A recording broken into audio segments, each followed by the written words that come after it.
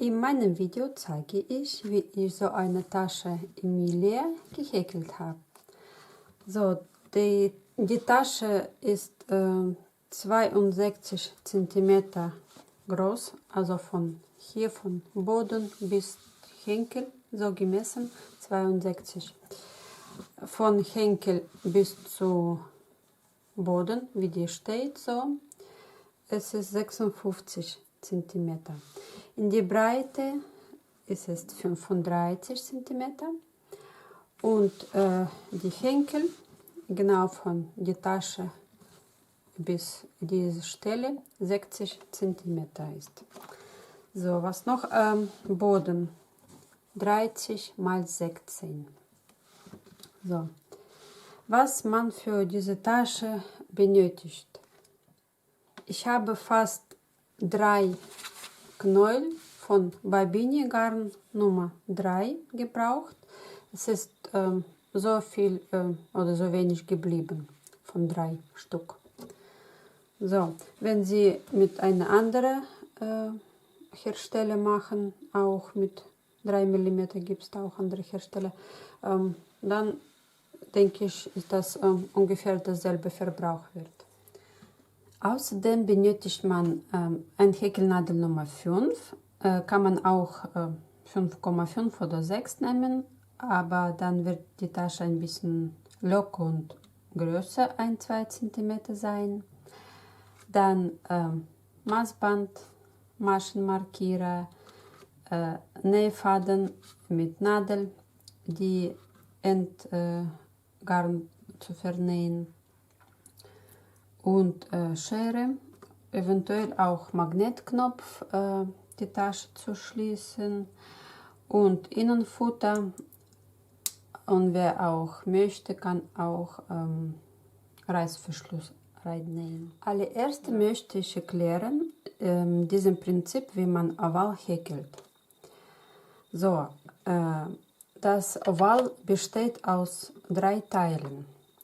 Erster Teil, das ist der mittlere Teil. Die Maschenanzahl bleibt immer selber.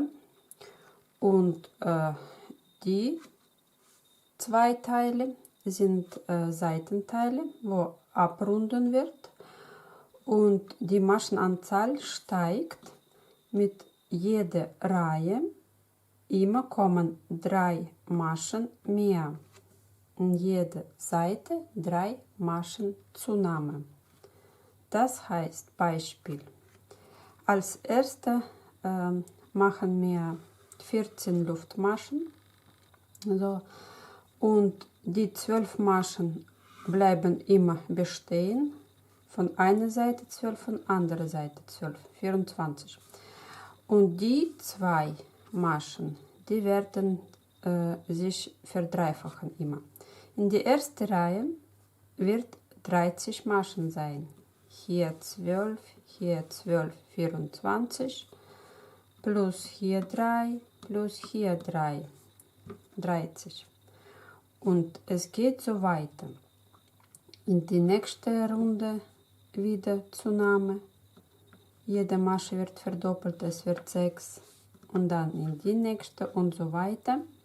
Ich habe versucht, hier ein Beispiel zu machen, wie man die Zunahmen an anderer Stelle vornimmt. Im Video sehen Sie das genau. Jetzt wird wahrscheinlich viel zu viel Info auf einmal. Die Maschenanzahl in jeder Reihe können Sie auch in PDF-Beschreibung nachlesen und selbst kontrollieren. Aber wenn Sie alles so weiter wie im Video angezeigt wird machen, das denke ich kein Problem wird. So, dann geht's weiter. Sie können auch gerne mit dieser Anleitung die Länge von Henkel selbst bestimmen, indem die Reihenanzahl ein bisschen vergrößern oder verkleinert. Fangen wir an. Als erstes schlagen wir Luftmaschenkette mit 14 Luftmaschen. So, einmal umwickeln und erste bilden. So, versuchen Sie es, diese Kette ein bisschen locker zu häkeln. 1, 2, 3, 4, 14 Stück. So, erste Reihe.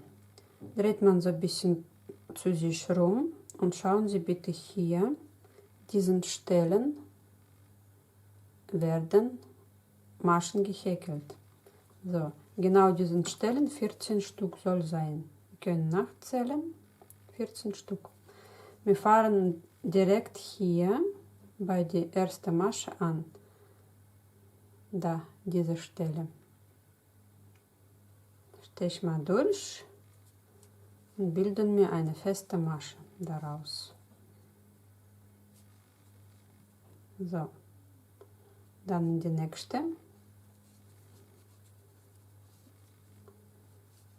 Und so weiter, bis man alle 14 Maschen gehäkelt hat.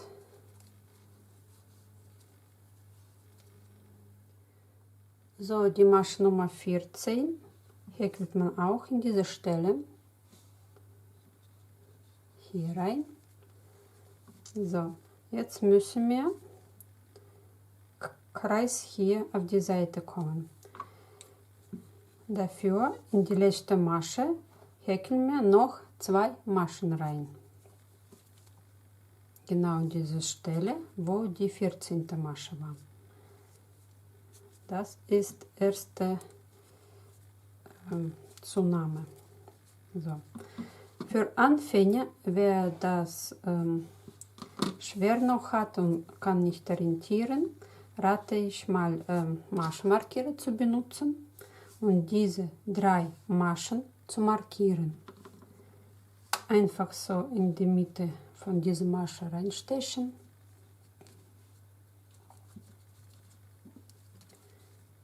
Die Masche vorher und die dritte.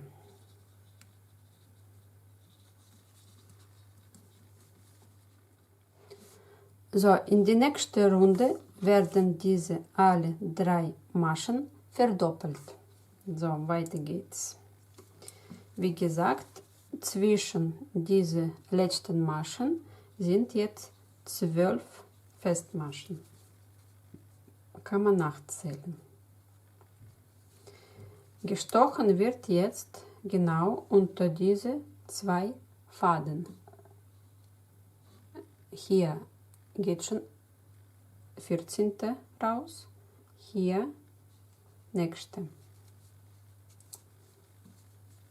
Diese Endstück können Sie einfach so lassen, dann wird das reingehäkelt. Also zählen wir nach. 1,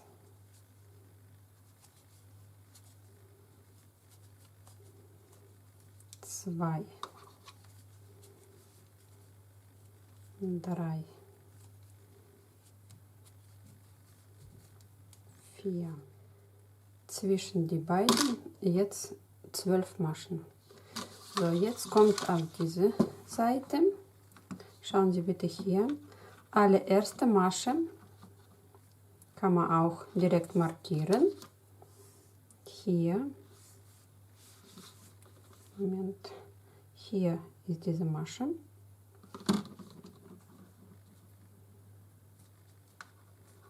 So.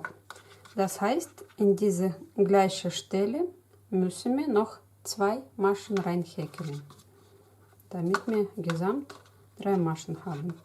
So, genau nachschauen, wo das rausgeht. Hier, diese Stelle, noch 2 Maschen. 1 und 2. Ein bisschen schwer. 2. So. So, die erste Reihe ist fertig. Jetzt verbinden wir. Schauen Sie bitte da, Masche und die 2 Faden vor diese Masche müssen wir so ein bisschen Schlaufe rausziehen. Von hinten nach vorne unter diese 2 Faden stechen, diese Schlaufe durchziehen. So sieht das aus. Und jetzt schauen Sie, wo dieser Faden rausgeht aus dieser Masche. Hier stechen wir durch, kommen wir auf andere Seite. Hier hat nur ein Beinchen. Legen wir das Schlaufe hier drauf. Ein bisschen nachziehen, dass die nicht so riesig wird. Und jetzt häkeln wir einfach eine Masche raus. So, fertig. Da wir in diese 3 Maschen verdoppelt werden, so ich markiere diese letzte Masche auch. So, dann können wir direkt hier eine Masche machen. Genau an die Stelle, wo die erste geht, auch hier zweite machen. So, haben wir verdoppelt. Da. Markieren wir diese. So. Weiter geht's. Jetzt sind wir direkt an die Markierstelle. Hier 2 in eine Stelle. Wird immer in die Mitte gestochen und hier kommt zwischen die 2 Faden raus. 1 und 2. So. Da Markierstelle, da ist frei, dann kann ich hier markieren.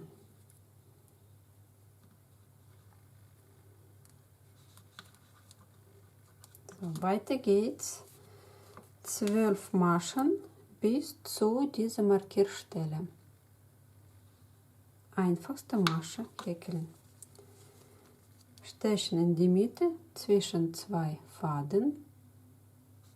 Hinten kommt genau dasselbe zwischen 2 Faden raus. So, Masche bilden. Und weiter. 12 Stück. So, 12 Maschen zwischen Verdopplung fertig. Jetzt komme ich zur Markierstelle, Marke abmachen und 2 Maschen in eine Stelle häkeln.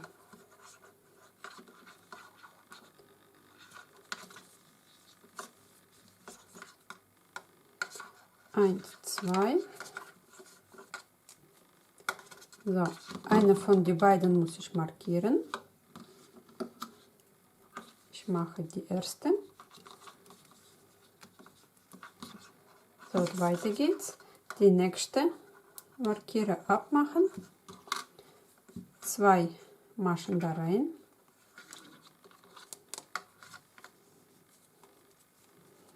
Eins, 2. Und markieren. Die allererste markiere ich.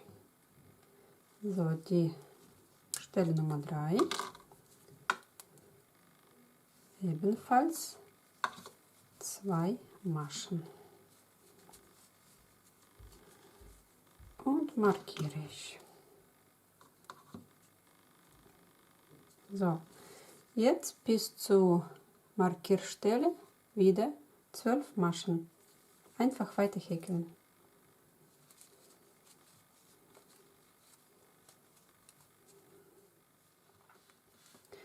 So, weiter Markierstelle abmachen. 2 Maschen rein. 1 und 2. Und ich markiere die erste Stelle. So.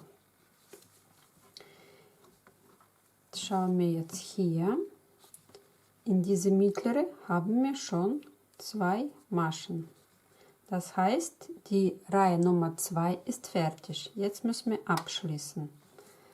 So, ich mache Markierer ab. Und schauen Sie bitte hier, diese liegende V, diese 2 Faden von hinten nach vorne, diese Schlaufe durchziehen, so, und wo die Schlaufe rausgeht, in diese Masche reinstechen. Die hat nur ein Beilchen, Schlaufe drauflegen, ein bisschen ziehen, dass die nicht so groß ist, und eine Masche häkeln. So. Dieser Abschluss wird sich immer in diese Richtung versetzen. Irgendwann kommen wir hier. So. Jetzt Reihe Nummer 3. Schauen wir hier, haben wir hier unsere Verdoppelung. Jetzt eine von den beiden müssen wir verdoppeln. Ich werde die allererste verdoppeln, weil hier lasse ich eine frei und hier die nächste Verdoppelung kommt. Also mache ich direkt diese Stelle 2 Stück.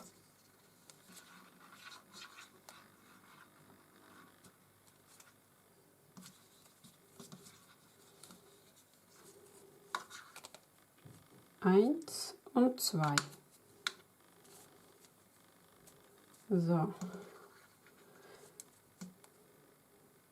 Dann mache ich die nächste Nummer 3 und schaue mir, wo wir unsere Markierer einsetzen.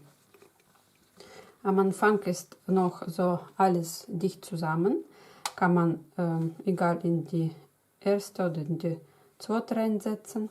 Später müssen wir die zusammen zu Seiten verschieben, damit das ganz schön Abrundung bekommt. Also ich setze einfach in die mittlere rein. In die zweite. So. Weiter geht's. Jetzt haben wir Markierstelle, das heißt verdoppeln.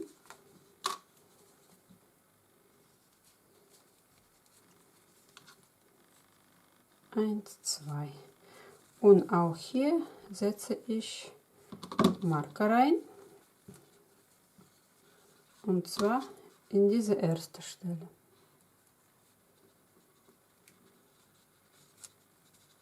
So. Jetzt einfach weiter häkeln bis zur nächsten Markierstelle.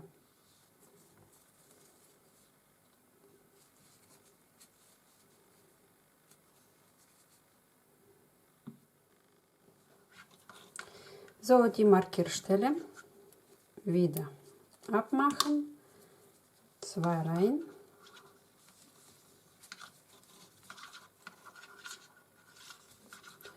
Und Marker einsetzen. Ich setze in die zweite rein.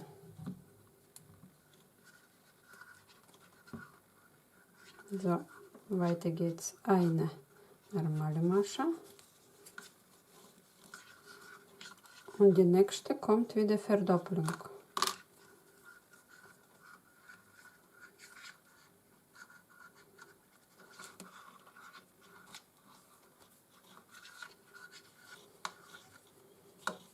Eins, 2. Und hier setze ich auch eine Markierer, und zwar in die erste von den beiden. So, jetzt einfache Masche und wieder Verdoppelung.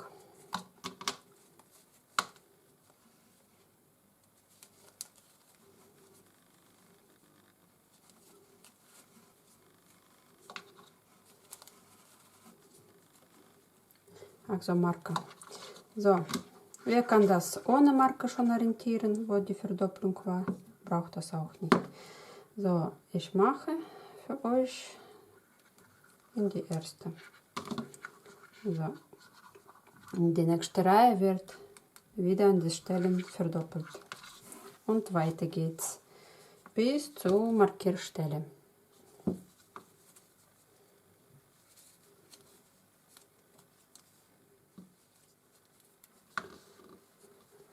So, hier Marke abmachen und 2 feste Maschen häkeln.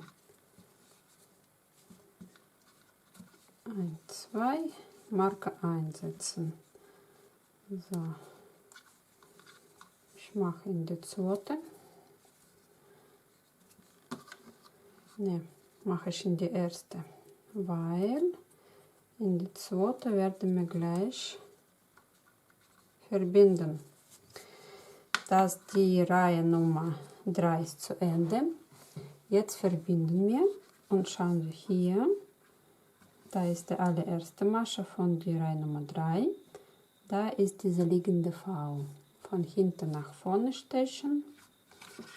Diese Schlaufe durchziehen. So, wo die Schlaufe rausgeht, hier in diese Masche reinstechen und Schlaufe drauflegen und eine Masche bilden. So. So sieht das aus. 3 Reihen sind abgeschlossen. Reihe Nummer 4 passiert nichts anderes, so wie Nummer 3. Eine in eine Masche, eine in eine Masche, wo markiere ist 2.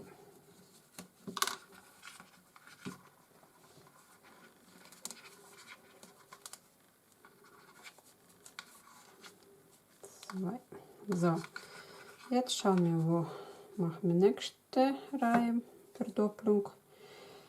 Jetzt haben wir 3 Stück zwischen Verdopplung. Ich mache hier nicht in die doppelte, sondern hier, wo einzelne ist, damit das ein bisschen abrundet schon. So, dann weiter, einzige und wieder Markierstelle abmachen und 2 in einer Stelle.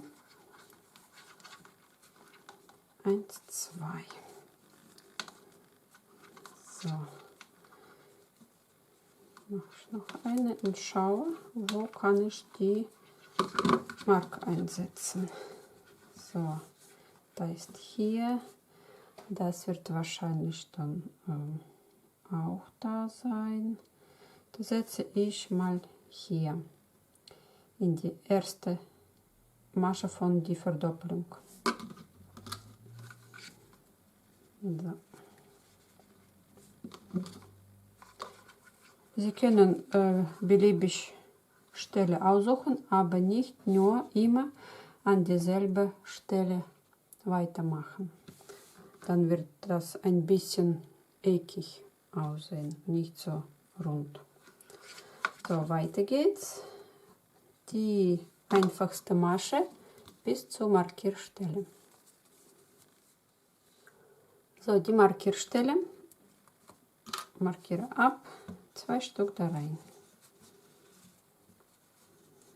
1 und 2.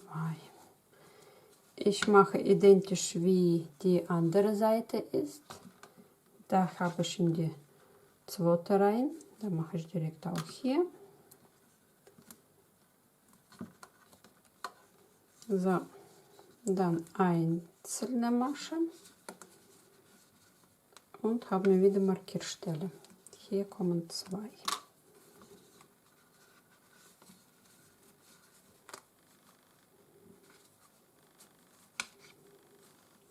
So, dann noch eine und die eine werde ich markieren.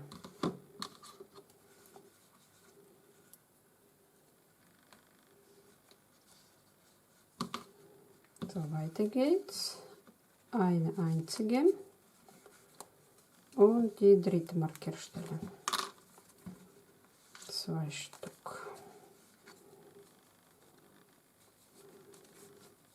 Hier werde ich die letzte Stelle markieren.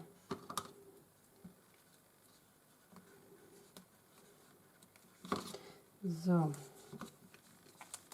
Einfach weiter häkeln bis zur Markierstelle. So, bin ich an dieser Stelle. Ich möchte noch sagen, dass der Boden verformt sich so. Es ist kein Problem. Wir bügeln das später.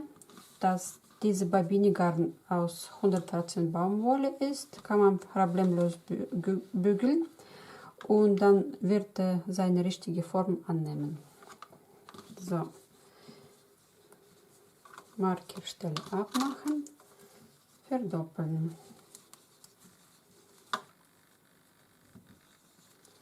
Und jetzt ist unser Abschluss schon da.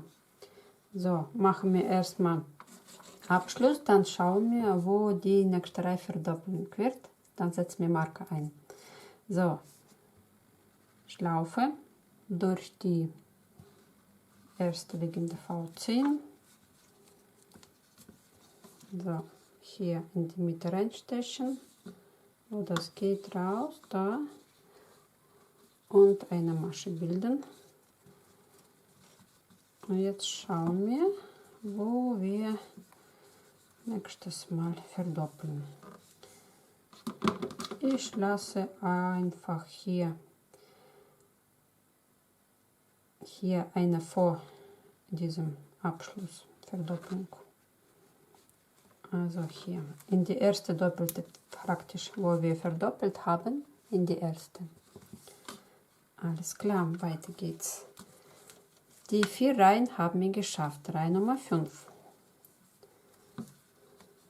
2 einfachste Maschen.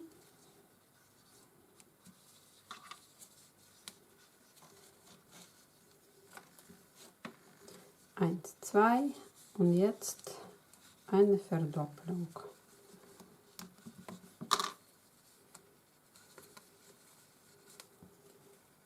Eins, 2. Die Markierstelle mache ich in die nächste. Hier.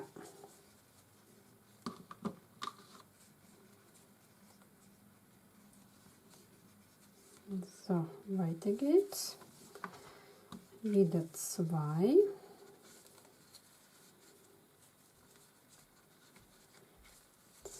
Und jetzt Verdopplung.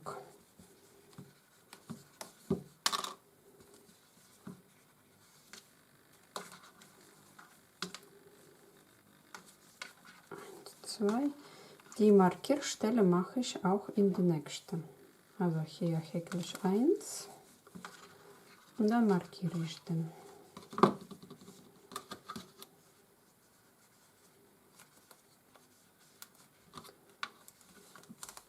So, wollte ich noch was sagen.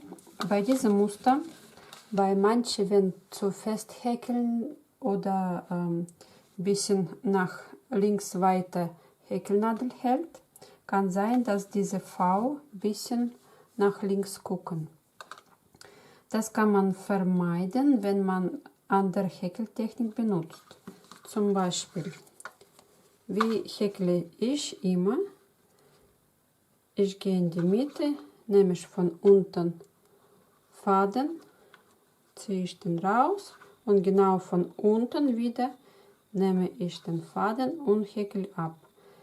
Und meine Häkelnadel ist nicht so, die ist in die rechte Seite. So, und dann häkle ich ab.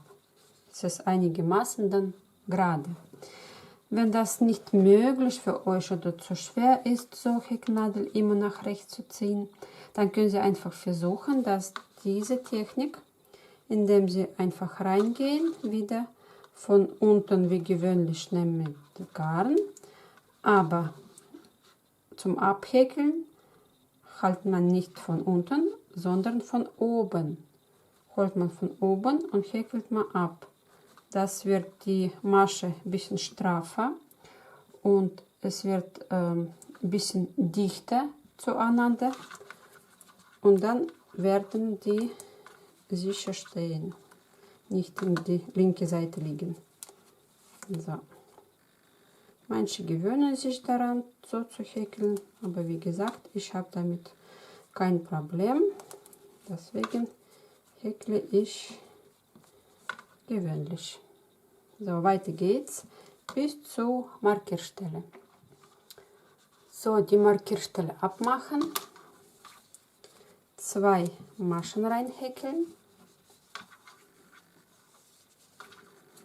dann häkle ich noch eine und schaue, wo ich die Markierer einsetze. So, das wird wahrscheinlich hierhin wandern. Dann setze ich die Markierer in die zweite Masche. Also, wo die Verdopplung war, in die zweite.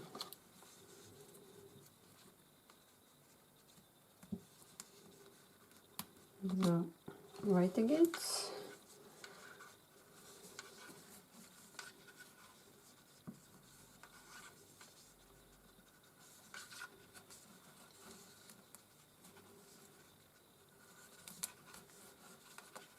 So, zweite Markierstelle.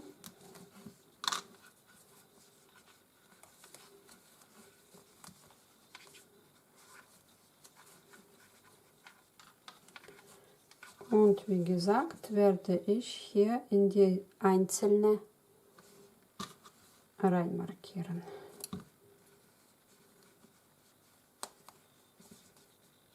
So, weiter geht's.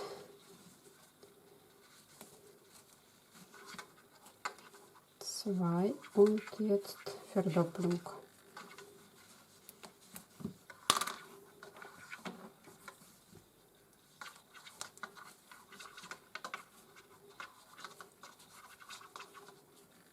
So, ich gebe noch eine und schaue, wo die Markierstelle ist. So, dass der ungefähr gleich von die Seite wird. Auch in diese erste Masche von die Verdopplung. So. Und häkeln wir weiter bis zur Markierstelle. So, die Markierstelle ist die letzte Masche von dieser Reihe. Da verdoppeln wir die.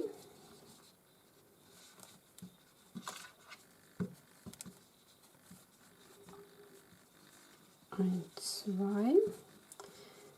So, schließen wir Reihe ab und dann schauen wir, wo die Markierer einsetzen. So, wie gewöhnlich von hinten nach vorne durchziehen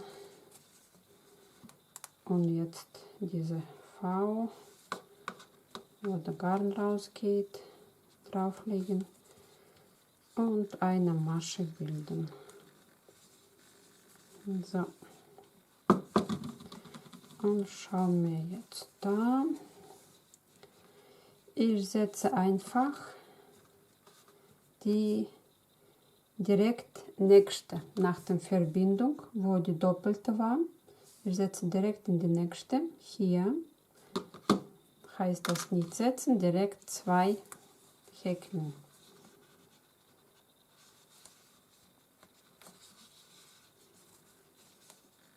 Eins und 2. So, da haben wir schon geschafft. Und Markiere setze ich direkt in die erste Masche von der Verdoppelung. So. So sieht das von der Seite aus.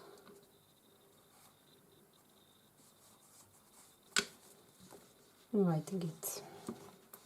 Bis zur Markierstelle wie gewöhnlich.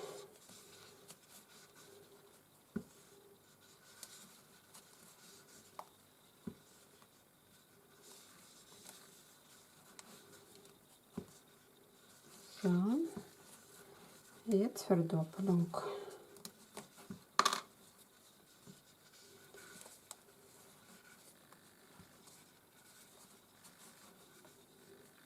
Und mache ich noch eine und gucke ich, wo nächste Markierstelle ist. So, schauen wir. Ich würde sagen, direkt hier oben, wo die einzelne ist. Ich mache direkt da oben. So. weiter, 2 Stück da. Und Verdoppelung.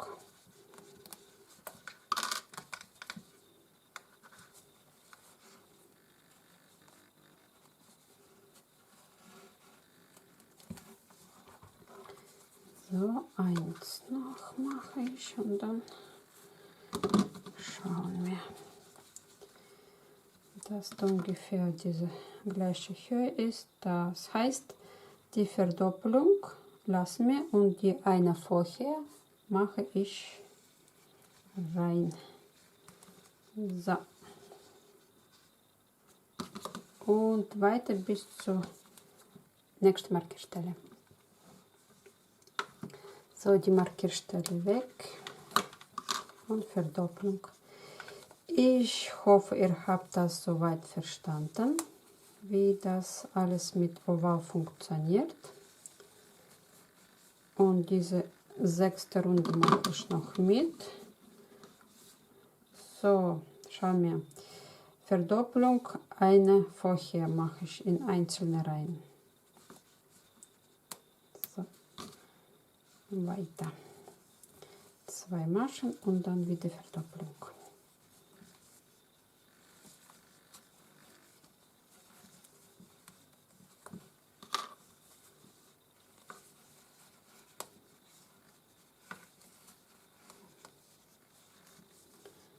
So, eine mache ich und dann schaue, wo kann man dann verdoppeln. So, ich mache das auch hier. Hier war Verdoppelung, eine zurück, hier wo einzelne ist, damit das ein bisschen abrundet. So, weiter. Jetzt 3 hier.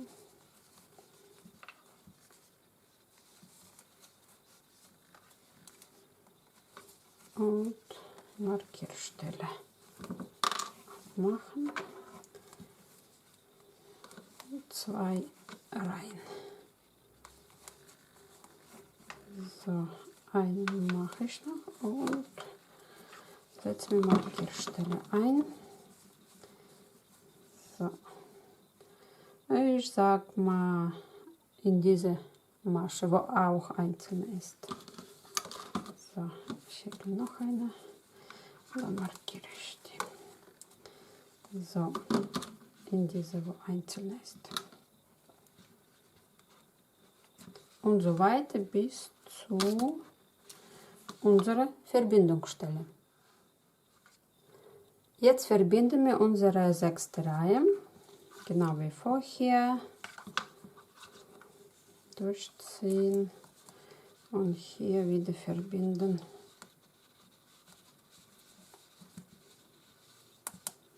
So, Masche. Ich hoffe, ihr habt das Prinzip soweit verstanden. Weiter häkelt ihr selbstständig, bis der Boden fertig wird. Und jede Reihe, Maschenanzahl, können Sie genau in der Schema nachlesen. Ich werde alles aufschreiben extra und können Sie sich kontrollieren, nachzählen. Und versuchen Sie es, die Zunahmen nicht direkt über die Verdoppelung immer machen, sonst mal hier, mal da verschieben. Dann wird das ganz schön rund sein. Und treffen wir uns dann wieder. Der Boden ist fertig. Es ist 10 Reihen. Es ist 84 Maschen insgesamt, inklusive dieser Masche. In die Länge Boden hat 30 cm, in die Breite ist es 16. So, weiter werden wir einfach in Spiralenrunden häkeln, werden wir nicht mehr abschließen. So, dafür brauchen wir eine Marker und die nächsten 3 Reihen häkeln wir einfach mit festen Maschen. Fangen wir an. Erstmal eine Luftmasche zur Steigerung, dann hier 2 Faden eine feste Masche häkeln. Und diese Luftmasche werden wir markieren.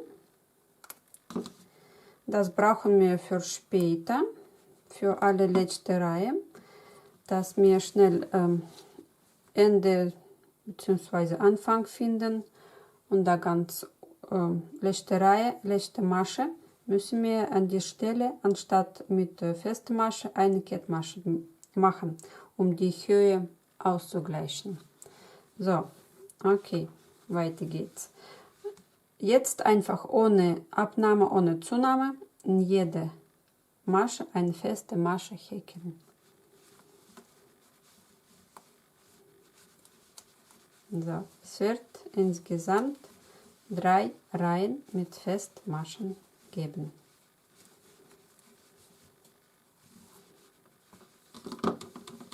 So sieht das aus. Weiter bitte selbstständig häkeln. 3 Reihen.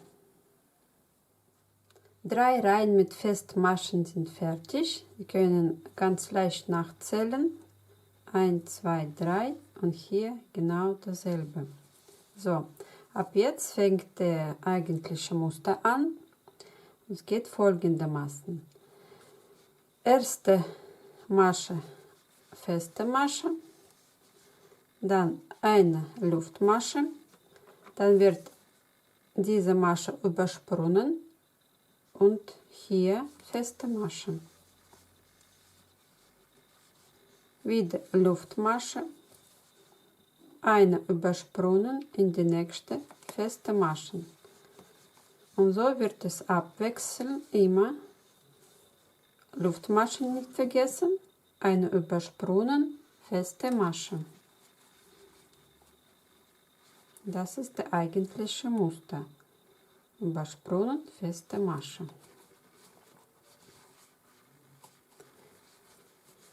So, es entstehen so welche Löcher hier. In die nächste Reihe wird umgekehrt gehäkelt. Hier in diese Löcher werden feste Maschen sein. Dann wird eine Luftmasche, wird diese übersprungen und wieder in dieses Loch gehäkelt. Also, ihr häkelt diese Reihe bis zu dieser Stelle und dann treffen wir uns wieder.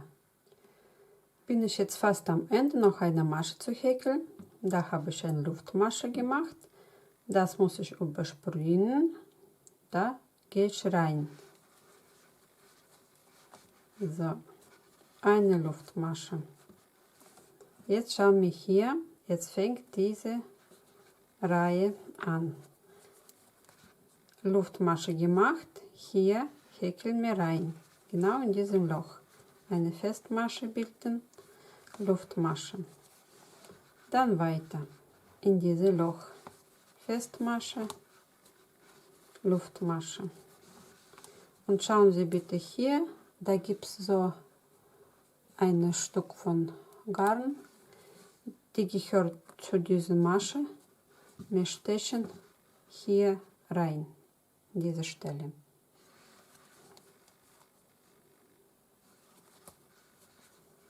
So. Und so weiter abwechseln immer die feste Masche in dieses Loch. So sieht das aus. Es wird schon locker, luftiger. So, ungefähr nach 2, 3 Reihen wird erste Knäuel fertig sein. Ihr müsst dann mit zweiter Knäuel verbinden. Ich rate es mit keine Knote, sondern einfach mit Nadel zu vernähen. Stoß an Stoß machen und zusammen vernähen. Dann sieht man den Übergang nicht. So, ich hoffe, ihr habt das verstanden und häkelt einfach dieses Muster weiter hoch. Dann treffen wir uns wieder. Ich habe 23 Reihen gehäkelt. So sieht das aus. Es ist ungefähr 25 cm. Arbeit habe ich beendet genau an die Stelle, wo Marker ist. Ungefähr so wenn Sie so zusammenlegen, die beiden Seiten, dann sehen Sie genau, da ist gleiche Höhe, da ist gleiche, nur hier ein bisschen Stelle, wo ungleich ist. So, das ist der Ende, beziehungsweise Anfang der nächsten Reihe. So, jetzt häkeln wir noch 3 Reihen mit einfachsten Maschen. Ich habe eine feste Masche gemacht, ohne Luftmasche, und häkel einfach weiter unter jeder Masche eine Festmasche.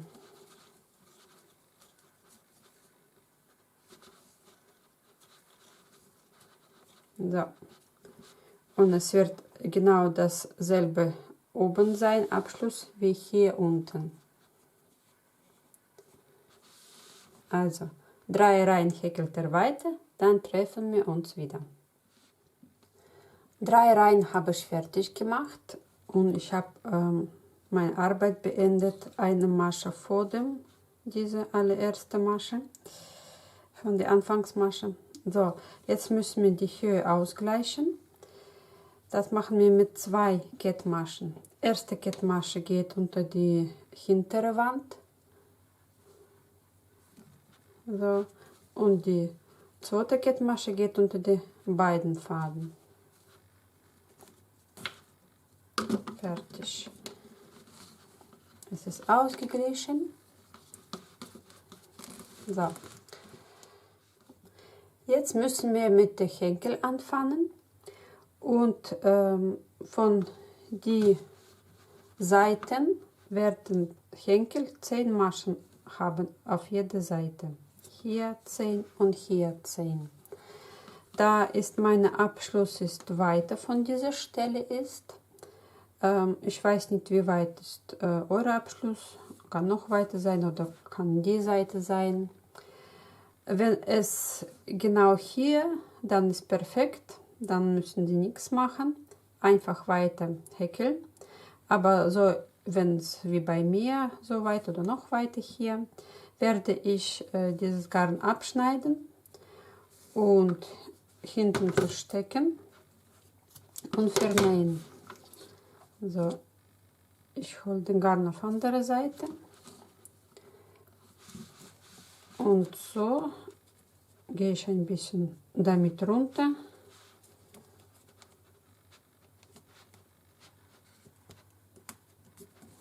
Durch mehrere Maschen ziehen und so weiter und dann irgendwo vernähen, damit das nicht aufgeht. So, okay. Jetzt müssen wir eine richtige Stelle finden. Und zwar,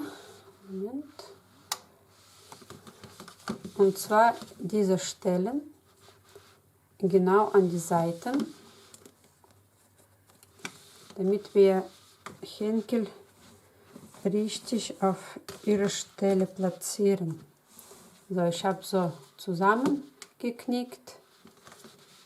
Hier so zusammengeknickt, oben zwischen 2 Maschen markiert und in diese Seite habe ich 42 Maschen abgezählt und andere markiert. Dann wieder alles aufmachen und gucken, ob das genau richtig sitzt. So. Jetzt von dieser Stelle, von Markerstelle,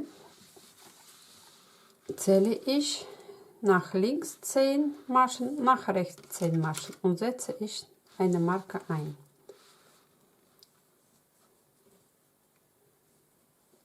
So, in die 10. Masche, das wird erste Masche von der Henkel sein. Und andere Seite,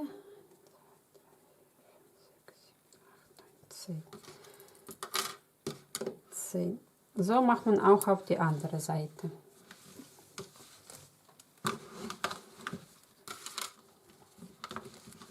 So, ich habe die Marke eingesetzt und zwischen Markierstellen 22 Maschen. So, an die Stellen werden unsere Henkel wachsen. So, diese seitliche kann man abmachen, die brauchen wir nicht mehr. Und fangen wir an mit den Henkeln, egal welche Seite ihr aussucht. Wenn ihr diesen Abschluss hier haben, dann klar mit dieser Seite anfangen. So. Allererste Masche, das Markierstelle abmachen. So, neue Faden habe ich geholt. Eine feste Masche rausmachen und eine Luftmasche zur Steigerung. So. Jetzt häkeln wir von der Stelle bis Markierstelle in diese Richtung und diese Endstück kann man einfach hier so weiter rein verstecken und rein häkeln. So. Und es wird 20 Maschen sein. Das ist die erste. Einfachste Maschen.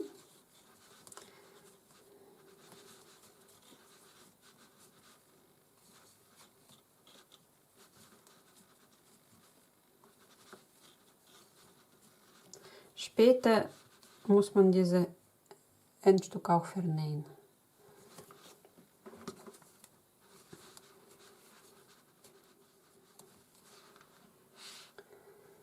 So, noch eine Masche Markierstelle wegmachen und häkeln wir. So, einmal Luftmasche zur Steigerung, drehen wir um.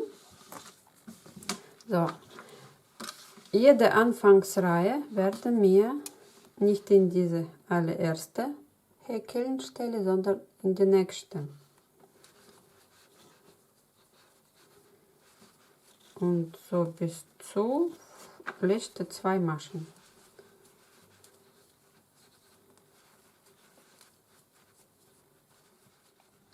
So, die letzten 2 Maschen sind da und wir häkeln mit als Abnahme 2 zusammen.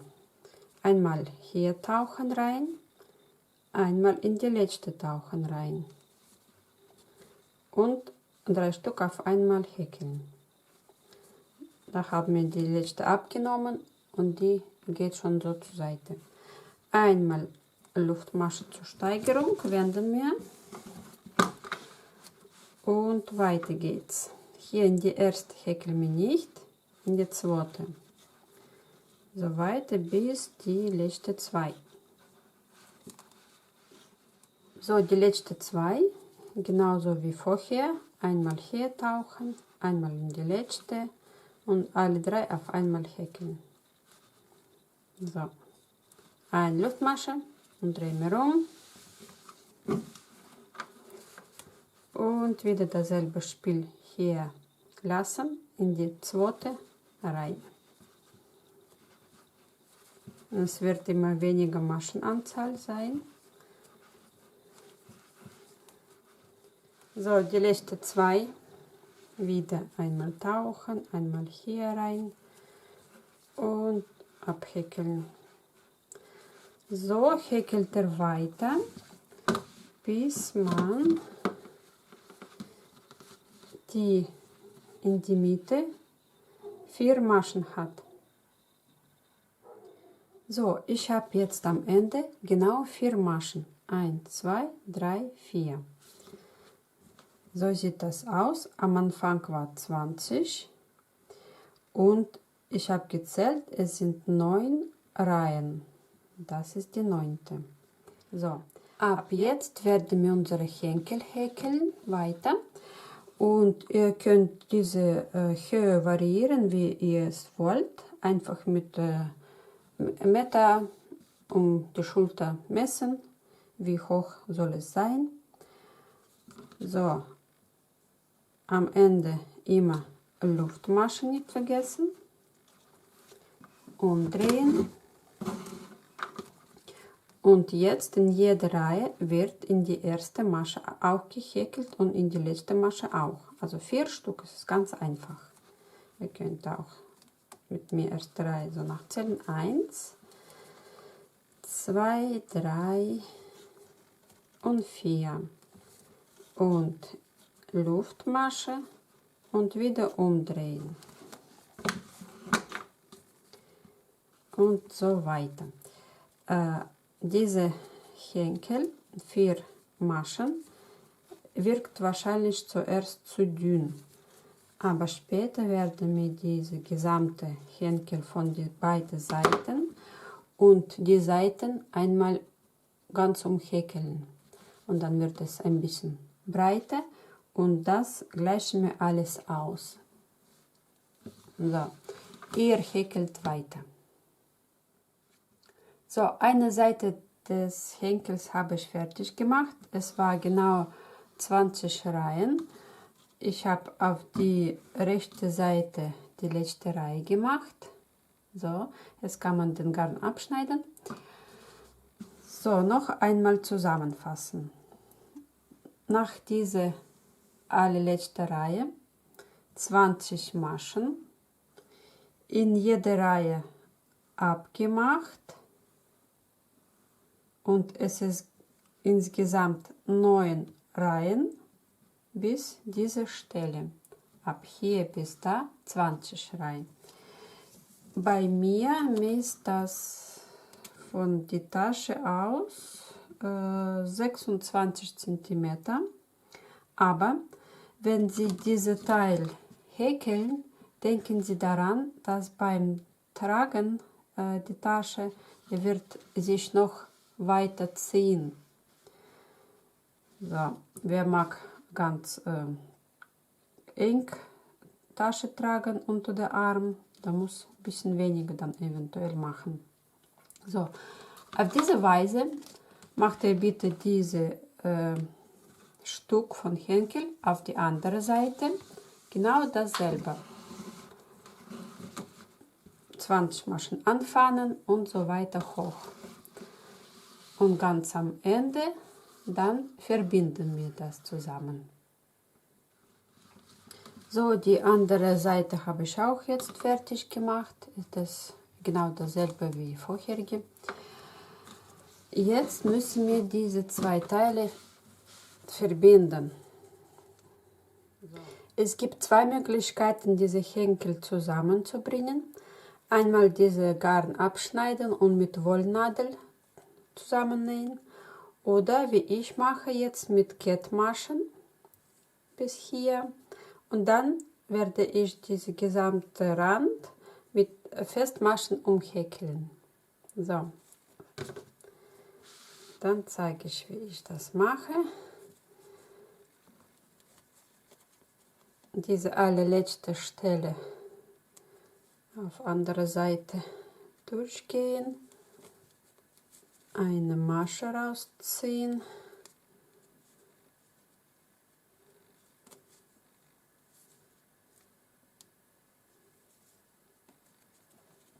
so, dann gehen wir in jede Masche von der Seite und dann in die Masche von der Seite, aber unter eine Wand und hole ich immer diese Stelle mit, also Wand und diese Stelle, das ist die hinten, also doppelt.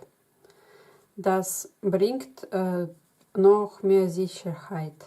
Wenn man macht unter der eine, dann kann das irgendwann Löcher entstehen. Also unter die erste Wand und diese Stelle, dann direkt in die nächste und diese Stelle.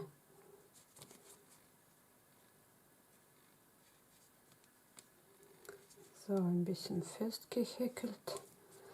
Okay, jetzt einfach diese Faden durchziehen und Kettmasche bilden. So, fertig. Und dann weiter in die nächste, genau dasselbe, unter einer Wand, diese Stelle mitnehmen, dann hier rein und auch diese Stelle mitnehmen. So, und durchziehen.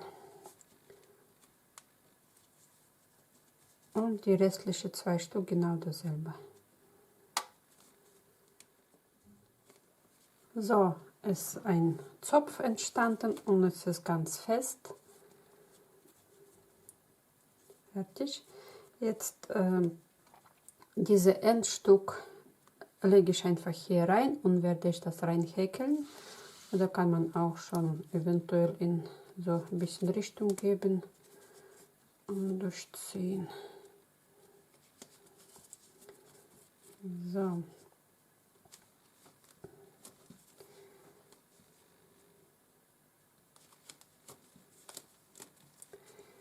Jetzt werde ich diese gesamte Rand einmal mit festen Maschen machen und eventuell hier an diesen Stellen, wo Henkel anfängt, in die Masche und die Masche so zusammen häkeln, damit das nicht weit auseinander später geht. Muss nicht sein, aber kann man besser machen. So, okay. Da abgeschlossen, da muss ich eine Luftmasche machen und gehe jetzt in diese Richtung. Einfach in jeder Reihe irgendwie da Faden finden, aber gleichmäßig, dann wird das so und feste Masche bilden. Dann und die 2 feste Masche und so weiter, dass man den gesamten Henkel umhäkelt und dann steigt man zur Tasche runter. So, der Henkel wird sich verbreiten und wird noch stabil sein.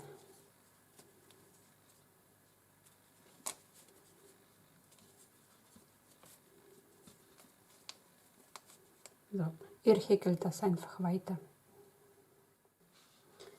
So, jetzt bin ich von Henkel auf die Tasche rüber und ich möchte diese Stelle in die Ecke zeigen. Kann man machen, muss man aber nicht. So, ich werde einfach hier einmal tauchen und einmal hier runter tauchen und die alle 3 auf einmal häkeln. So, dann wird das ein bisschen fester, diese Stelle sein. Und weiter einfach Tasche entlang diese Seite umhäkeln, bis man auf die andere Seite von Henkel ankommt. So. Den Henkel habe ich jetzt umgehäkelt und wieder auf diese Stelle zurückgekommen. Jetzt muss man das irgendwie verbinden. Ich mache das mit einer Kettmasche hier. So sieht das aus. Jetzt müssen wir diese Garn auf andere Seite aber haben, damit wir wieder umhäkeln können.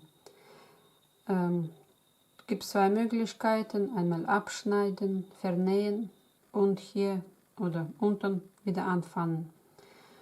Aber ich mache mir einfach eine Kette nebendran mit Kettmaschen und das war's.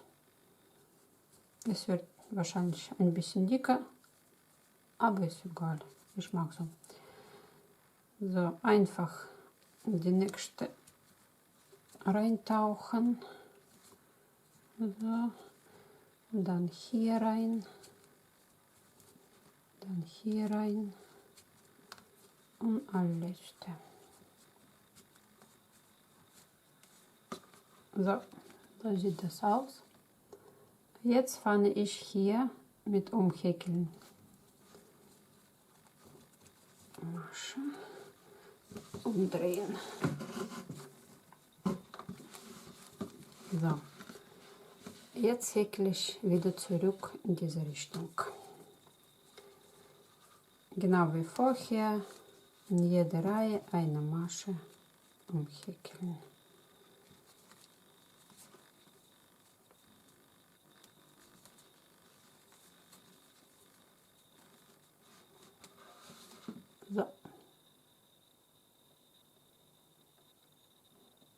Ihr häkelt es weiter so und treffen wir uns wieder da.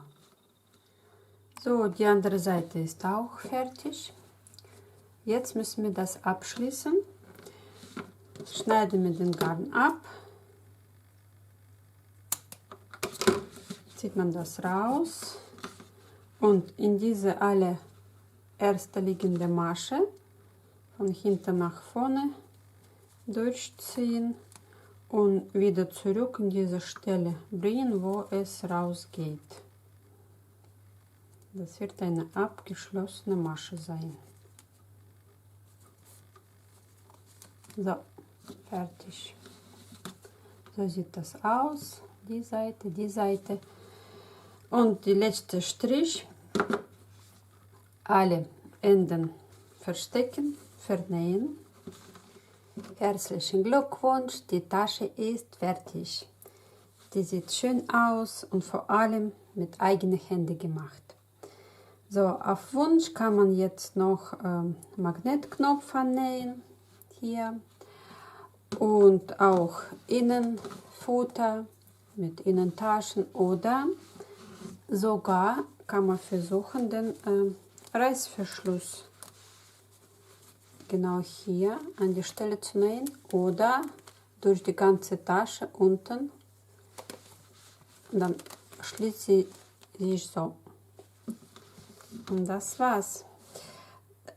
Diese Tasche, wenn Sie aus dem gleichen Material gemacht haben, Baumwolle oder aus anderer Hersteller, aber Baumwolle, können Sie ohne nachzudenken Waschmaschine waschen, aber beim kalten, niedrigen Temperaturen, 30 Grad oder so, nicht mehr. Und auf jeden Fall, die kann man auch bügeln. So.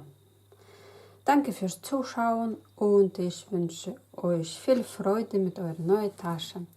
Und wenn Sie wollen, dann können Sie meinen YouTube-Kanal abonnieren. Häkeln mit Irina heißt das. Und sehen wir uns dann wieder. Bis zum nächsten Mal. Tschüss.